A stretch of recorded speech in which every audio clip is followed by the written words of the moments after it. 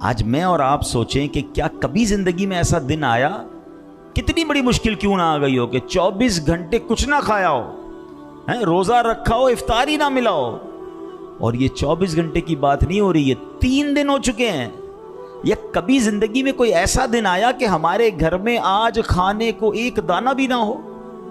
اللہ پاک کی رحمت سے سب کا انتظام ہو جاتا ہے، کسی کا کم کسی کا زیادہ، لیکن ہمارے شکوے کتنے ہیں، ہماری کمپلینز کتنی ہیں، ہماری ناشکریاں کتنی ہیں۔ اور اللہ کے حبیب ہیں صلی اللہ تعالی علیہ وسلم، آپ وہ ہیں جن کے سبب کائنات بنی ہے۔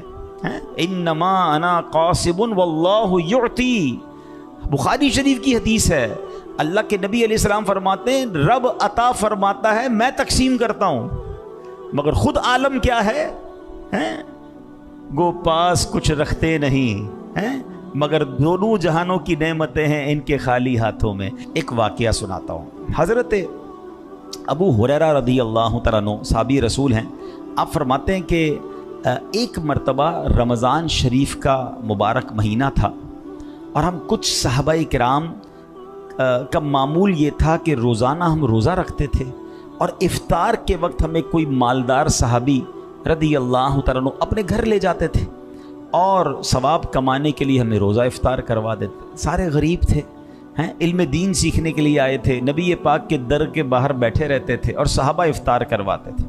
کہتے ہیں ایک مرتبہ ایسا ہوا کہ روزہ تو رکھا تھا، افطار کا وقت آ گیا، ہمیں کوئی لینے ہی نہیں آیا، افطار کے وقت کسی نے بھی افطار نہیں کروایا۔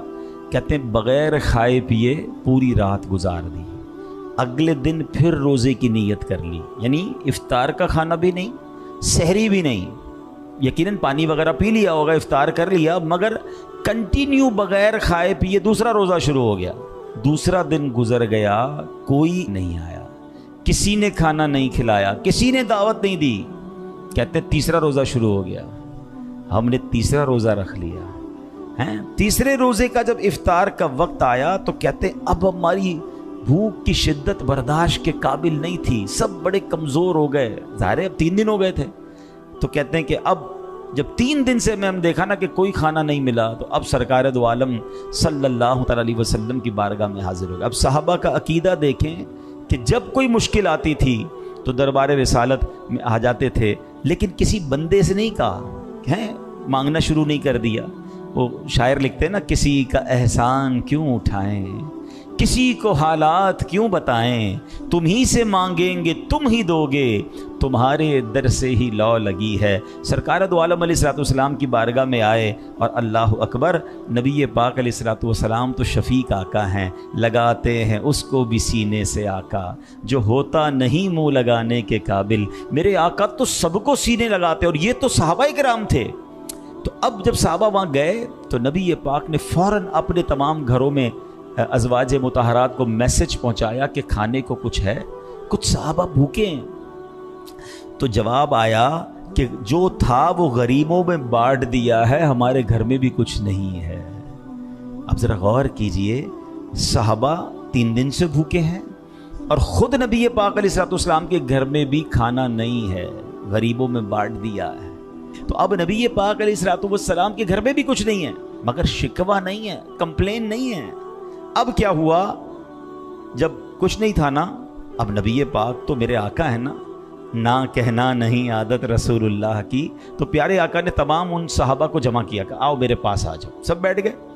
اب نبی پاک نے اللہ کی بارگاہ میں دعا شروع کر دی، اللہم انا نسألک من فضلک ورحمتک، اے اللہ پاک میں تجھ سے تیرے فضل تیری رحمت کا ہم سوال کرتے ہیں۔ راوی کہتے ہیں ابھی دعا ختم نہیں ہوئی تھی کہ ایک صحابی رسول آئے، بھنی ہوئی بکری اور روٹیاں لے کر آئے، اور کہتے حضور یہ کھانا حاضر خدمت ہے۔ نبی پاک نے سارے صحابہ کو جمع کیا اور انہیں کھانا کھلا دیا۔ اب اس ایک واقعے سے اگر سمجھنے والے ہوں تو بہت کچھ سمجھنے کے لیے ہے کہ صحابہ کا صبر، صحابہ کا اللہ کی رضا پر راضی ہونا، نبی پاک کا صبر، اور پھر نبی پاک کی اللہ کی بارگاہ میں دعا کرنا۔ دیکھیں اگر ایک ایک پوائنٹ کو لے کر چلیں تو پورا بیان اسی میں ہو سکتا ہے کہ ہمیں کتنا صبر درکار ہے۔ کبھی نوکری چلی جاتی ہے، کبھی کاروبار ڈاؤن ہو جاتا ہے، کبھی پیسے کم پڑ جاتے ہیں، کبھی کھانا پسند کا نہیں ہوتا ہے، کبھی طبیعت خراب ہو جاتی ہے۔ شکوہ نہیں، शिकायत नहीं। और लोगों को क्यों बताते हैं? हम बाज़ औक़ात लोगों को बताकर अल्लाह की शिकायत कर रहे होते हैं। कि जुमला थोड़ा सा सख्त है, हम कहते नहीं अल्लाह ने ऐसा किया है, मगर बताओ ना किया किसने है। अगर मैं किसी को बता रहा हूँ यार सुबह से बीमार हूँ, कारोबार बहुत डाउन है, पैसे कम हो गए, तो किसने किए हैं? अगर थोड़ा सा इसको लॉजिकली समझे ना, ये पैसिवली कहते नहीं ज़बान से, मगर अमल से लोगों को बता रहे हैं कि अल्लाह ने मुश्किल भेजी। क्यों बता रहे हैं? मेरे रब ने बहुत अच्छा रखा है, मुझे करोड़ों से अच्छा रखा है। कितनी बीमारियां हैं जो मेरे अंदर नहीं है। मैं आपको पूछता हूं कि आपके पास जनाब 1 करोड़ रुपए हों और आपके गुर्दे खराब हों, वो करोड़ रुपए अच्छे या वो गुर्दे खराब वाली बीमारी खतरनाक है? अगर गुर्दे ठीक हैं, पूछिए उससे जिसका डायलिसिस होता है, पूछिए उससे कि जिसके गुर्दे खराब हैं। अब बताए ना, ये जिंदगी है। अगर कोई बड़ी बीमारी नहीं है मुझे और मैं घर में बैठा हूं, हॉस्पिटल में नहीं हूं, तो फिर तो मेरे सजदे ही खत्म नहीं होने चाहिए थे। हैं? दुनिया में एक और डिबेट होती है, चलें ये बात चली है तो बताऊं। हम लोग कहते हैं वेल्थ होनी चाहिए, wealthy person is very best, very fortunate. जो मालदार आदमी है वो बड़ा खुशकिस्मत है, ये हमारा माइंडसेट है। लेकिन वेल्थ कहते किसको है, इस पर बाकायदा डिबेट होती है दुनिया में। हम समझते हैं कि दौलत पैसा है, मगर अब दुनिया रिसर्च करके बताती है कि दौलत सिर्फ पैसा नहीं, 5 किस्म की दौलत होती है। और सबसे बड़ी वेल्थ क्या है? सबसे बड़ी वेल्थ यह है कि आप सेहतमंद हैं। यानी पहली दौलत ही सेहत है। और इसको बिल्कुल समझ, 2 और 2 4 वाली बात है। आपकी जेब भरी हो पैसों से और आपके सर में दर्द हो रहा है, आपके दिल में दर्द हो रहा है, आपसे बैठा नहीं जा रहा है, आप क्या करोगे? उन पैसों को एंजॉय कैसे करोगे? आप खा नहीं सकते, खाते हैं तो हजम नहीं होता। तो पता चला पहले तो सेहत है। तो अब इससे भी सीख लीजिए कि सेहत का ख्याल रखना है। कुछ लोग पैसे कमाने के चक्कर में सेहत बर्बाद कर देते हैं। जब मालदार बनते हैं तो बीमार भी बन जाते हैं। तो फायदा क्या हुआ है? सारी जिंदगी लगे रहे माल कमाने, ना नींद देखी, ना आराम देखा, ना जनाब रिश्तेदारियां देखी, ना दोस्त देखे, बर्बाद कर दी सेहत। वो पैसे बड़े हैं, उसको एंजॉय करने की सेहत ही नहीं है। तो पहली दौलत ही सेहत है, ठीक है? फिर बताने वाले बताते हैं रिसर्च करके कि दूसरी दौलत आपकी फैमिली है। आप देखें ना, कभी आप थके हुए घर जाएं, छोटा बच्चा आके गोद में बैठ जाए, थकन खत्म हो जाती है। ये किसी भी वर्जिश से खत्म नहीं हो सकती, दुनिया के किसी खाने से खत्म नहीं होती। जब अगर आपके बच्चे बड़े हो गए तो पोते पोतियां जब वो सीने लगती हैं, बंदा फ्रेश हो जाता है 10 मिनट के अंदर। फैमिली का प्यार ये बड़ी दौलत है, और लोग इस पर तवज्जो ही नहीं दे रहे। यार मैं बहुत बिजी होता हूँ, बहुत नौकरी करता हूँ, डबल नौकरी करता हूँ, कारोबार करता हूँ, टाइम ही नहीं है फैमिली के लिए। फैमिली दूर हो गई, लड़ाई झगड़े हो गए मियाँ बीवी में, बच्चे नाफरमान हो गए, और आप दुनिया के मालदार आदमी बन गए। क्या करोगे उस पैसे का? किस पे खर्च करोगे? मैंने कई ऐसे मालदारों को जानता हूं जो घर जाते हैं तो झगड़ा मुंतजिर होता है, डरते हैं घर जाने के लिए, और घर जाके टेंशन में आ जाते हैं। किस काम का वो पैसा? तो दौलत सिर्फ माल नहीं है, वेल्थ की 4-5 किस्में बयान हुई। अच्छे दोस्त दौलत हैं, मेरे दुख दर्द में मेरे साथ खड़े रहने वाले दोस्त, ये बहुत बड़ी वेल्थ है। सहारा मिल जाता है। मेरे पास दुनिया भर की दौलत है, एक दोस्त नहीं है, कोई मुसीबत में साथ देने वाला ही नहीं है, बल्कि लोग इंतजार कर रहे हैं कि यार ये बर्बाद हो जाए, क्योंकि मैंने इतना तंग किया लोगों को, इतना लोगों को टेंशन दी कि आज मेरे साथ कोई नहीं है, मैं तन्हा हूं। कल्लाश है वो शख्स जिसके पास कोई बुरे वक्त में खड़े रहने वाला दोस्त नहीं है। ये दौलत नहीं है। पैसों की बारी तो बहुत बाद में आती है, और हम एक ही टारगेट लेके चलते हैं कि बस माल मिल जाए। नहीं, बहुत सारी अल्लाह ने दौलत दी है।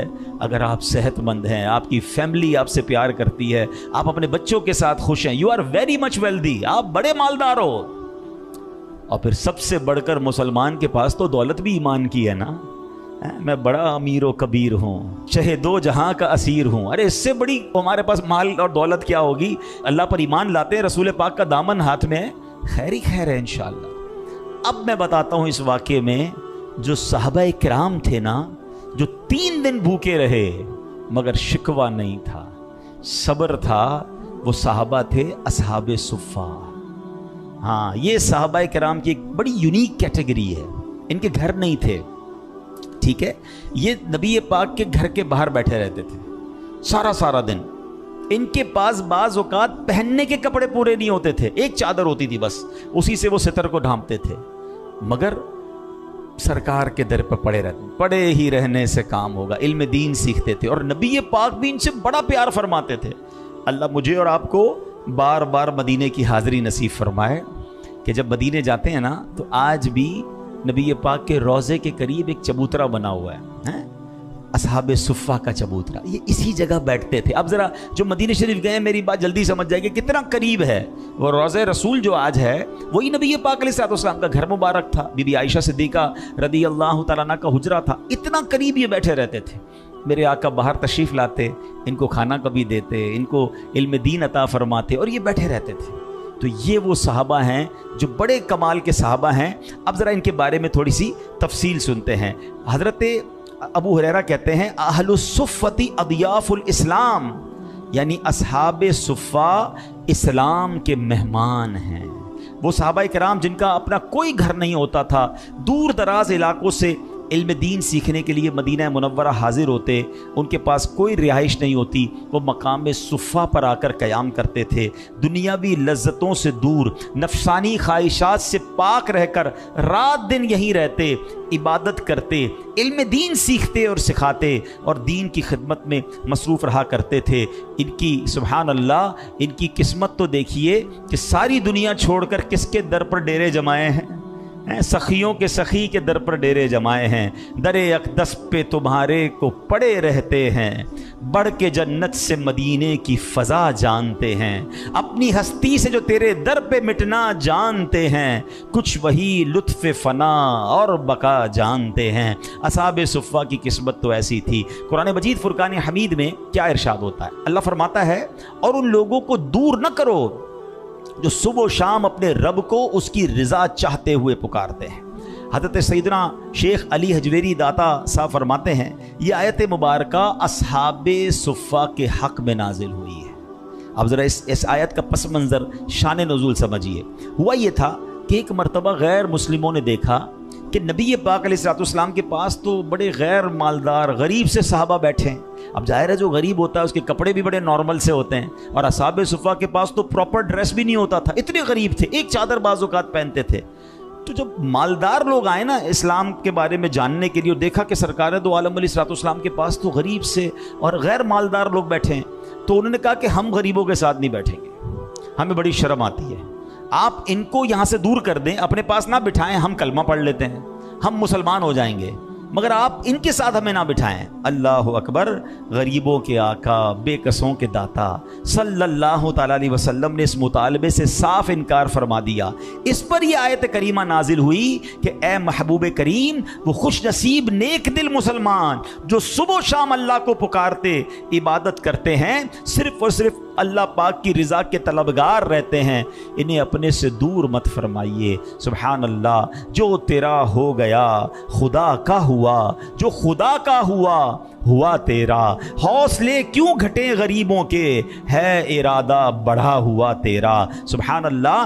अब ज़रा गौर कीजिए, ये है मेरा और आपका इस्लाम, कि इस्लाम की इब्तिदा में भी गरीबों ने पहले इस्लाम कबूल किया। नबी पाक के साथ सहाबा बड़ी गुर्बत में रहते थे, मगर क्या खूबसूरत तालीम कुरान पाक की है कि महबूब ये तो अल्लाह का जिक्र करने वाले हैं, इनको अपने आप से दूर ना कीजिए। और गैर मुस्लिमों का मुतालबा क्या था? गरीबों के साथ बैठने में शर्म आती है।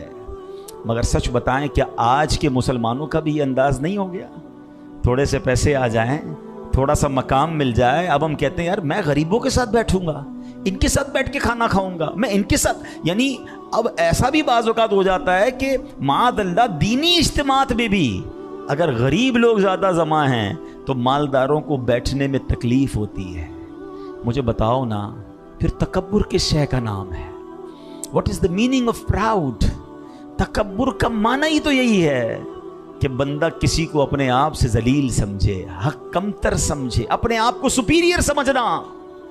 कभी भी दिमाग में ये बात मत लाइएगा, ये गैर मुस्लिमों का तरीका था, बल्कि सच्ची बात है ये तो शैतान का तरीका है ना। हजरत आदम अलैहिस्सलाम को जब शैतान ने सजदा नहीं किया था तो क्या किया था?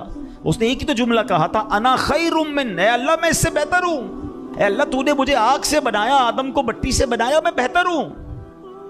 और आज यही तो कर रहे हैं लोग, मैं बेहतर हूं, मैं बंगले वाला हूं, मैं गाड़ी वाला हूं, मैं मालदार हूं, मैं जनाब इतना मशहूर हूं, है मेरी इतनी इज्जत है, मैं इसके साथ कैसे बैठ जाऊं?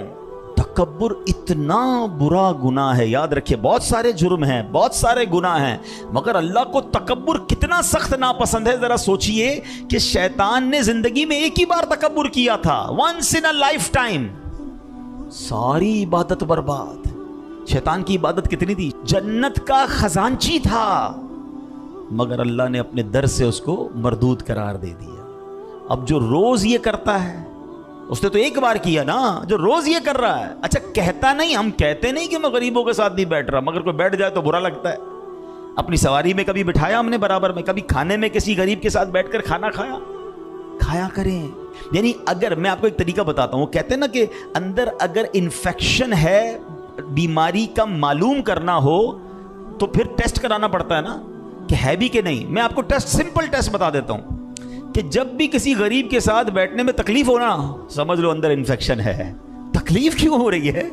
کسی غریب سے ہاتھ ملانے میں اگر تکلیف ہو رہی ہے, کسی کو سلام لینے میں تکلیف ہو رہی ہے, تو it means some thing wrong in my heart, گڑبڑ ہو گئی ہے.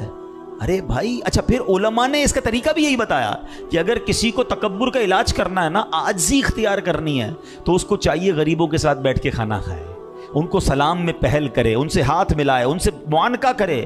یہ تو میرے آقا کا طریقہ ہے, اور کیا قرآن کی تعلیم ہے. اور غیر مسلموں نے کیا کہا تھا کہ ہمیں غریبوں کو دور کر دیں, ہم ایمان لے آئیں گے. پلیز کبھی بھی نہ اپنے اندر آنے دیں, نہ اپنے بچوں کے اندر آنے دیں. نیو جنریشن میں یہ زیادہ پرابلم ہو رہی ہے. ملازمین کے ساتھ برتاؤ الگ ہو گیا ہے, بلکہ اب تو یہ حال ہو گیا ہے, کہتے ہوئے مزہ تو نہیں آ رہا, کہ اگر کوئی بندہ امیر ہو جائے نا یا مشہور ہو جائے, تو اب وہ اپنے غریب رشتہ داروں کو ڈس اون کرنا شروع کر دیتا ہے کہ یار میں کیسے بتاؤں کہ میرے چچا کا بیٹا رکشا چلاتا ہے. پہلے وہ خود بھی غریب علاقے میں رہتا تھا, اب پیسے والا ہو گیا, ڈیفینس میں آ گیا, کسی امیر علاقے میں آ گیا. اب وہ چاہتا ہے کہ وہ والا رشتہ دار میرے قریب نہ ہے. لوگوں کو کیسے بتاؤں گا کہ یہ میرا کزن ہے یا میرا فلاں رشتہ دار ہے. کیا حرج ہے اس میں کیوں دل پر بوجھ آ رہا ہے؟ بھائی میں بھی وہی تھا. اگر آج اللہ نے مجھے اس مقام پر پہنچایا تو کیا میں غریبوں سے ملنا چھوڑ کر دوں گا؟ اپنے رشتہ داروں کو ڈس اون, پرانے دوستوں سے نہیں ملتے. آئے کسی غریب علاقے سے تھے, ان غریب علاقے والے دوستوں کو چھوڑ دیا کہ نہیں یار اب میری تو سوسائٹی الگ ہو گئی, میرا اٹھنا بیٹھنا الگ ہو گیا, یہ میرے ساتھ کہاں چلیں گے. کبھی سوچا ان کے دل پر کتنا افسوس ہوتا ہوگا؟ میں مشورہ دیتا ہوں آپ کو, غربت کے ساتھی, اور خاص طور پر جب آپ کو کوئی نہیں جانتا تھا, اس وقت کے دوستوں کو کبھی نہ بھولیے گا. آج آپ مشہور ہو گئے, دنیا آپ کے آگے پیچھے ہے, یہ تو شہرت کی وجہ سے آئے ہیں. اس کو کیوں بھول گئے جب تمہیں کوئی نہیں جانتا تھا, وہ تمہارے ساتھ کھڑا تھا. ارے اس کی عزت زیادہ کرو. جب میرے پاس مال و دولت کی کمی تھی اور کچھ دوست تھے, کچھ رشتہ دار تھے جو میرے ساتھ تھے, اور آج اللہ نے نواز دیا, آج تو بہت سارے لوگ ساتھ ہیں. اس وقت کے لوگوں کو یاد کریں. اللہ سلامت رکھے میرے پیر و مرشد امیر اہل سنت کو. مجھے ان کی ایک بڑی پیاری ادا ہم نے سیکھی ان سے, آپ نے بھی دیکھا ہوگا. امیر اہل سنت آج بھی ان دعوت اسلامی سے محبت کرنے والے لوگوں کو یاد رکھتے ہیں کہ جنہوں نے دعوت اسلامی کے شروع میں دعوت اسلامی کا ساتھ دیا. وہ کہتے ہیں اس وقت تو لوگ ہی نہیں تھے. امیر اہل سنت خود موٹر سائیکل پر بس میں سفر کرتے تھے. کہتے ہیں اس وقت انہوں نے ہمیں ساتھ دیا. آج ان کے لیے 1000 آدمی گاڑی لے کر تیار کھڑا ہے کہ حضرت تھوڑا قدم رکھ دیں. کہتے ہیں یہ تو اور وقت ہے نا, وہ جو وقت تھا وہ مجھے یاد ہے, اور ہم نے دیکھا ان کا انداز.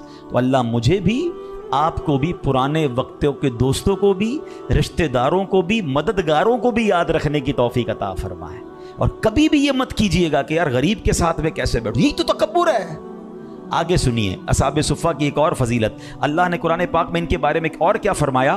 وَإِذَا جَاءَكَ الَّذِينَ يُؤْمِنُونَ بِآيَاتِنَا فَقُلْ سَلَامٌ عَلَيْكُمْ كَتَبَ رَبُّكُمْ عَلَى نَفْسِهِ الرَّحْمَةِ. ترجمہ کنز العرفان. اور جب آپ کی بارگاہ میں وہ لوگ حاضر ہوں جو ہماری آیتوں پر ایمان لاتے ہیں, تو ان سے فرماؤ تم پر سلام, تمہارے رب نے اپنے ذمہ کرم پر رحمت لازم کر لی ہے. آئے ہائے, قرآن سلام بھی دے رہا ہے اور ان پر رحمت کے بارے میں کیا فرما رہا ہے کہ رب نے اپنی رحمت تمہارے لیے اپنے ذمہ کرم پر لے لی ہے. یعنی کیا فرمایا کہ اے محبوب, یہ پاک لوگ جو ہماری آیات پر ایمان لائے, جب یہ آپ کی خدمت میں آیا کریں نا, ان کی عزت افزائی کریں, ان کے ساتھ سلام میں پہل کریں, اور انہیں یہ خوشخبری سنا دیجئے کہ اللہ پاک نے فضل کرتے ہوئے اپنے ذمہ کرم پر رحمت لازم کر لی ہے. حضرت خباب رضی اللہ عنہ فرماتے ہیں, پہلے بھی نبی پاک بہت کرم فرماتے تھے, پہلے بھی بڑی صحبت سے نوازتے تھے, مگر جب یہ آیت نازل ہو گئی تو نبی پاک اصحاب صفہ کو اتنا قریب بٹھاتے تھے کہ ہمارے گھٹنے نبی پاک کے گھٹنوں سے ٹچ ہوتے تھے. یعنی پیارے آقا کا قرآن پر عمل دیکھیں, جب اللہ نے فرما دیا ہے محبوب یہ عبادت کرنے والے ہیں, یہ اللہ کو یاد کرنے والے ہیں, ان کو دور مت کریں, ان کو سلام دیں, ان پر اللہ کی رحمتیں ہیں.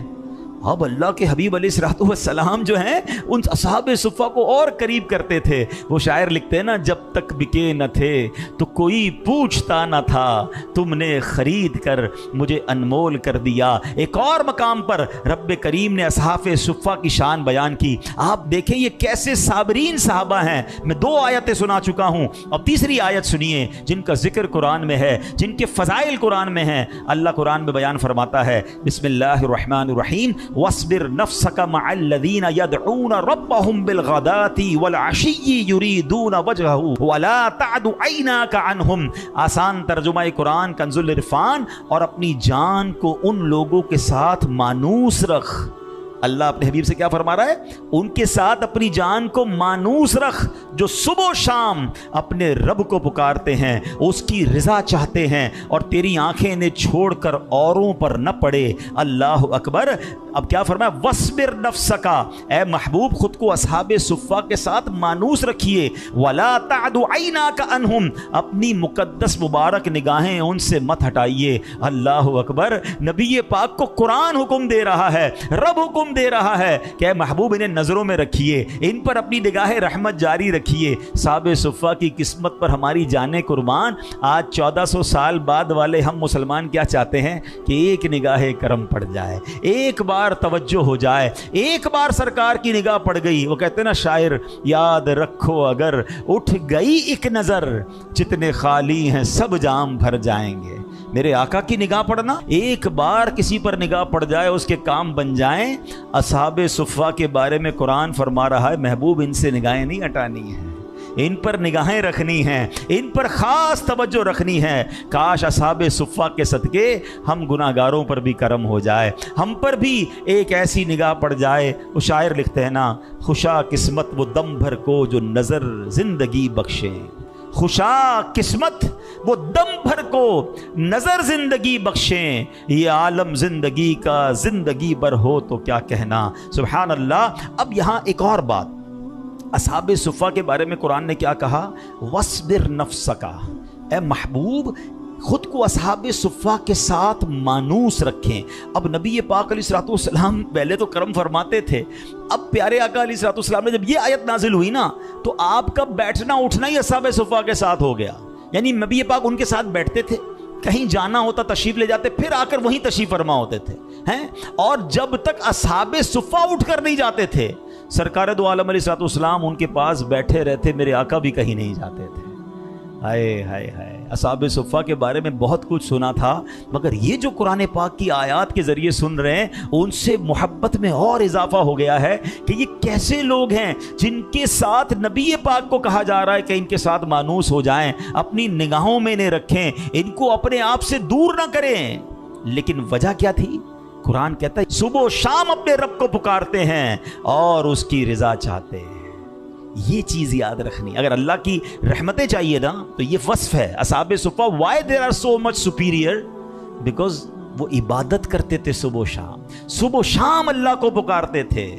میں اور آپ اب اپنے بارے میں سوچیں, ہم کیا کرتے ہیں؟ وہ غریب ہیں, پہننے کو کپڑے نہیں ہیں, کھانے کو کھانا نہیں ہے, رہنے کو گھر نہیں ہے, مگر صبح و شام اللہ رسول کی باتیں ہیں, صبح و شام علم دین, صبح و شام عبادت. میرے پاس کپڑے بھی ہیں, گھر بھی ہیں, کھانا بھی ہے, پیسے بھی ہیں, اور نمازیں بھی قضا ہو رہی ہیں.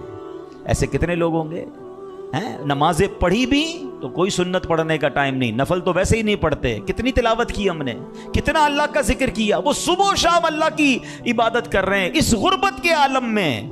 اور میری سہولت کے اندر عبادتوں کا عالم کیا ہے ہم سب اپنے بارے میں جانتے ہیں. جو نماز نہیں پڑھتے وہ سوچیں, جو قرآن نہیں پڑھتے وہ سوچیں, جو اللہ رسول کا ذکر نہیں کرتے وہ سوچیں. اتنی آسان زندگی ہوتے ہوئے اور ان سے رب کیسا راضی. آپ انعام سمجھ رہے ہو؟ میں سمجھتا ہوں اس سے بڑا دنیا میں انعام کیا ہو سکتا ہے کہ اللہ اپنے حبیب سے فرما رہا ہے کہ اے حبیب ان کے ساتھ رہیے, ان پر اپنی نگاہ رکھیے, ان کو دور مت کیجیے. تو صبح و شام اللہ کی عبادت کرنے والوں سے رب راضی ہوتا ہے. مگر عبادت کے ساتھ ایک اور قرآن نے خوبصورت بات کی ہے, وہ بھی سیکھنی ہے مجھے اور آپ کو. کیا فرمایا؟ یریدون وجہہ. یہ عبادت تو کرتے ہیں مگر کس لیے؟ اللہ کی رضا کے لیے, اللہ کو راضی کرنے کے لیے, اور کوئی مقصد نہیں ہے. میں عبادت اس لیے کروں کہ نمازی کہلاؤں, میں صدقہ خیرات اس لیے کروں کہ سخی کہلاؤں, نہیں, اللہ کی رضا کے لیے, اللہ راضی ہو جائے. اللہ مجھے اور آپ کو ایسی عبادت نصیب فرمائے جو فقط رب کریم کی رضا کے لیے ہوں, اخلاص ہو اس میں. تو ابو ہریرہ رضی اللہ عنہ جو اصحاب صفہ میں سے ہیں, ایک دن ایسا آیا کہ ہم اصحاب صفہ کے پاس پرانی چادریں ہوتی تھی. یہ واقعہ حضرت ابو ہریرہ اپنے شاگردوں کو سنا رہے ہیں کہ ہم اصحاب صفہ کے حالات کیا ہوتے تھے. کہتے ہیں ہمارے پاس پرانی چادریں ہوتی, انہی سے جسم کو ڈھانپتے تھے, اس کے علاوہ پہننے کو کپڑے نہیں ہوتے تھے. پیٹھ سیدھی رکھنے کی مقدار, چند لقمے کھانے کے ملتے تھے, اور اس کو بھی بعض اوقات عرصہ گزر جاتا تھا. ہم اپنے پیٹ پر پتھر باندھتے تھے اور اوپر کس کر کپڑا لپیٹ لیا کرتے تھے. ایسی بھوک میں وقت گزارا ہے. ایک بار کہتے ہیں حضرت فضالہ بن عبید رضی اللہ عنہ فرماتے ہیں کہ ایک مرتبہ نبی پاک علیہ الصلوۃ والسلام نماز پڑھا رہے تھے. دوران نماز اصحاب صفہ اتنی بھوک میں تھے کہ ان میں سے کئی صحابہ شدت بھوک سے گرے اور گر کر بے ہوش ہو گئے. آپ بھوک کا عالم سوچے کہ اچھا, پھر اس میں ایک اور خوبصورت بات, کس عالم میں بے ہوش ہوئے, کیا کر رہے تھے بتائیے نا؟ نماز پڑھ رہے تھے. یعنی بھوکے اتنے ہیں کہ کھڑا نہیں ہو جا رہا, مگر نماز پھر بھی نہیں چھوڑ رہے, اور نماز کے عالم میں بے ہوش ہو گئے.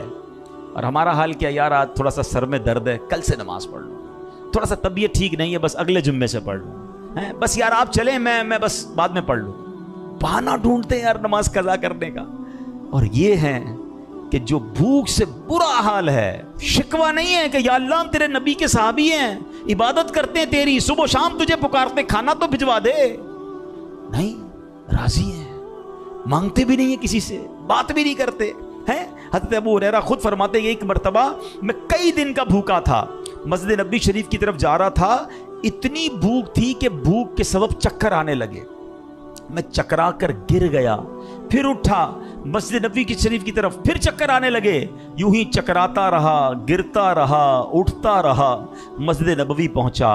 یہاں نبی پاک علیہ الصلوۃ والسلام کی زیارت ہوئی. میرے آقا نے میرا چہرہ دیکھا, بھوک کے آثار دیکھے, تو گھر سے سرید منگوایا. سرید کہتے ہیں شوربے کے اندر روٹیوں کے ٹکڑے ڈال کر یہ بنایا جاتا ہے, تو وہ منگوایا.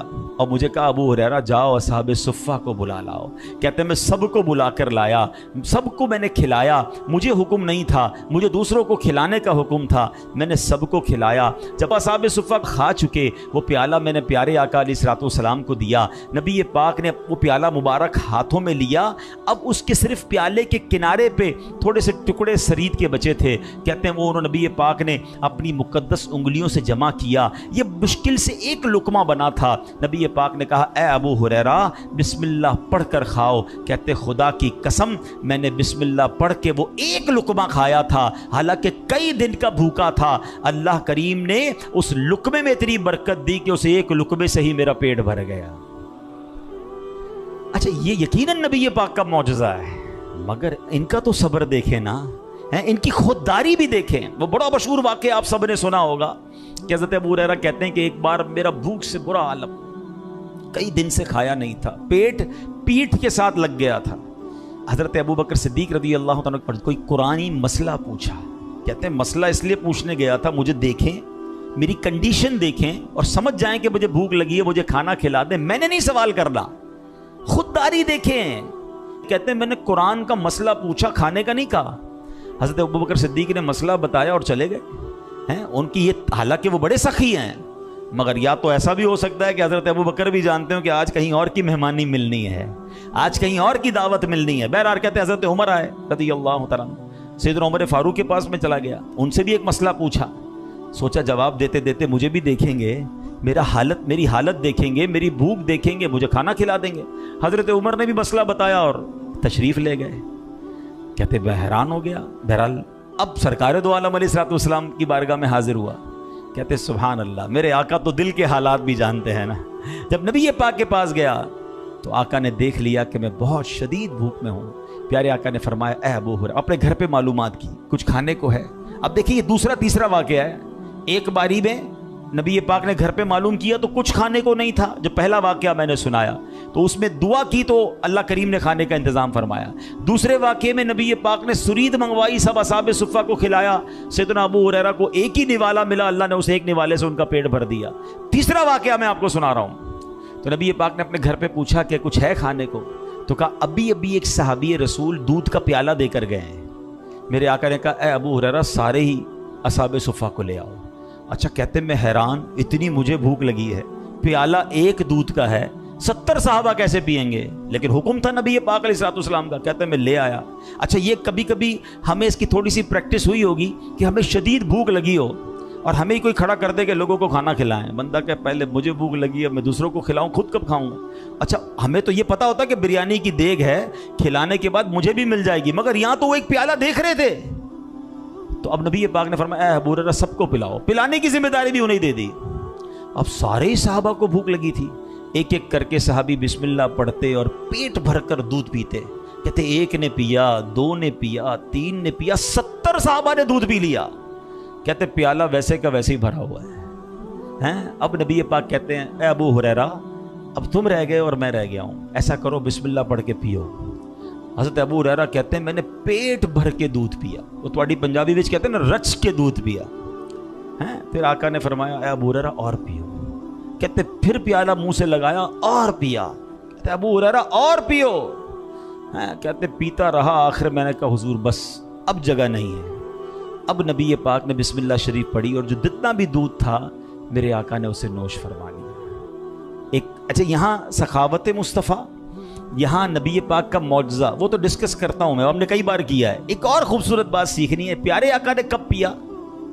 71 لوگوں کو پلا کر پھر نبی پاک نے دودھ پیا. یہ بھی تو پیارے آقا کی کیسی مہمان نوازی ہے. سیکھنے کو یہ بھی ملا, سنت یہ ہے کہ ساقی سب سے آخر میں پیتا ہے, پانی پلانے والا سب سے آخر میں پیتا ہے. یہ بھی ادب ہے. تو بہرحال اب یہاں کیا سیکھنے کو ملا کہ پیارے آقا علیہ الصلوۃ والسلام نے کیا خوبصورت نبی پاک کا معجزہ ہے. اسی بات کو بریلی کے تاجدار اعلیٰ حضرت امام اہل سنت نے بڑے پیارے انداز میں لکھا. بلکہ اعلیٰ حضرت نے تو حضرت ابو ہریرہ سے کوسچن کر لیا. آپ کہتے ہیں کیوں جناب ابو ہریرہ, تھا وہ کیسا جام شیر؟ شیر کہتے ہیں فارسی زبان میں دودھ کو, پیالہ جام. کہتے ہیں اے ابو ہریرہ ہمیں بھی تو بتاؤ وہ دودھ کا پیالہ کیسا تھا. کیوں جناب ابو ہریرہ, تھا وہ کیسا جام شیر جس سے 70 صاحبوں کا دودھ سے منہ پھر گیا. وہ کیسا پیالہ تھا کہ 70 صحابہ نے دودھ پیا اور سب کا پیٹ بھر گیا. مگر اگین نبی پاک کا معجزہ کمال. مگر اصحاب صفہ کا صبر کیسا ہے, اصحاب صفہ کی غربت کا عالم کیا ہے. اللہ اکبر. اللہ کرے کہ ہمیں یہ بات سیکھنے کو ملے. اللہ مجھے اور آپ کو یہ سوچ عطا کر دے کہ زندگی کا گول ایک ہونا چاہیے, اللہ راضی ہو جائے, اللہ کے حبیب راضی ہو جائے. بس دنیا کے پیچھے نہ رہا کریں. کچھ لوگ اب جب بھی اچھا کام کریں گے نا, کچھ لوگوں کو پرابلم ضرور ہوگی آپ سے, اس کو چھوڑ دیں. اللہ رسول کو راضی کریں, انشاءاللہ ایک وقت آئے گا اللہ اپنے بندوں کو بھی راضی کر دے گا. اللہ مجھے اور آپ کو شریعت کے تقاضوں کے مطابق زندگی گزارنے کی توفیق عطا فرمائے. صلو علی الحبیب صلی اللہ علیہ وسلم.